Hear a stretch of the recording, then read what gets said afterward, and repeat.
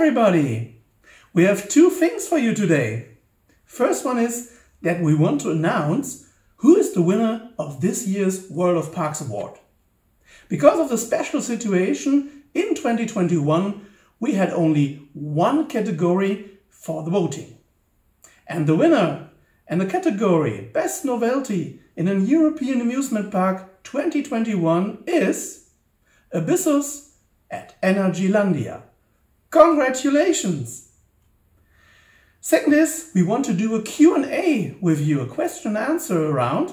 And so we ask you to send us your questions to info@worldofparks.eu or write it in the comments down here. Thank you very much and see you soon. Bye!